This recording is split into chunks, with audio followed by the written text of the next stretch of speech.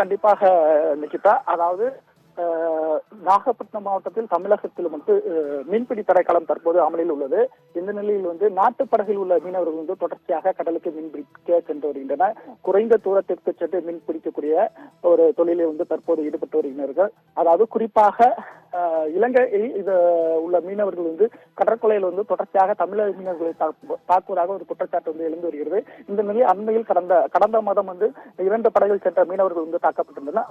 அதே போல் இன்று நாகப்பட்டினம் மாவட்டத்தை சேர்ந்த அக்கரப்பேட்டை மீனவர் கிராமத்தில் இருந்து நேற்று காலை 8 மணிக்கு புறப்பட்டு கோடியக்கரை தென்கிழக்கு, அதாவது 30 நாட்டிகள் மேற்கில் மீன்பிடித்துக் கொண்டிருந்த படகில் இலங்கை கடற்கொள்ளையர்கள் ஒரு தாக்குதலில் ஈடுபட்டிருக்கிறார்கள். அதாவது கத்தி, கடப்பாறை போன்ற பயங்கரமான ஆயுதங்களை கொண்டு தாக்கப்பட்டதால் இதில் ஆனந்த், முரளி, சாமிநாதன், வெற்றிவேல், அன்பரசன் உள்ளிட்ட 5 பேர்கள் காயமடைந்திருக்கிறார்கள். இவர்கள் தற்போது நள்ளிரவு கரை திரும்பிய நிலையில் அவர்கள் மீட்கப்பட்டு நாகை அரசு மருத்துவக் கல்லூரி மருத்துவமனையில் சிகிச்சைப்பட்டு வருகின்றனர்.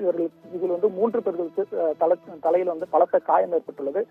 அவருக்கு தற்போது முதலுதவி சிகிச்சை அளிக்கப்பட்டுள்ளது. இது குறித்து கடலோர காவல் குழும போலீசார் வழக்கு பதிவு செய்யப்பட்டனர். அதே போல் வெள்ளப்பள்ளத்தை சேர்ந்த படகில் சென்ற மீனவர்களும் செருதூரிலிருந்து மீன்பிடிக்க சென்ற மீனவர்களும் தாக்கப்பட்டுள்ளார்கள். தொடர்ச்சியாக கிட்டத்தட்ட இன்று மட்டும் 14 மீனவர்கள் நாகப்பட்டினம் மாவட்டத்தை சேர்ந்த மீனவர்கள் தாக்கப்பட்டதாக ஒரு தகவலானது வெளியாகியுள்ளது. 3 படகில் சென்ற மீனவர்கள் ஒரே நாளில் தாக்கப்பட்ட சம்பவம் நாகப்பட்டினத்தில் மீனவர் கிராமத்தில் வெறும் பரபரப்பை ஏற்படுத்தியுள்ளது. எப்போதும் மீன்பிடி தடை காலத்தில் இது போன்ற தாக்குதல் தொடர்ச்சியாக வருகிறது.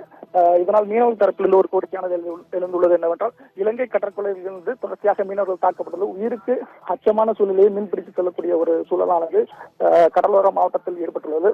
தொடர்ச்சியாக ராமேஸ்வரம், நாகப்பட்டினம் இது போன்ற கடலோர மீனவர்கள் இலங்கை மீனவர்களால் இலங்கை கடற்கொள்ளைகளாக தாக்கப்படக்கூடிய ஒரு சம்பவமானது தொடர்ச்சியாக அரங்கேறி வருது. இதற்கு மத்திய மாநில அரசுகள் நடவடிக்கை எடுக்க வேண்டும் மீனவர் தரப்பிலிருந்து ஒரு கோரிக்கையானது எழுந்துள்ளது.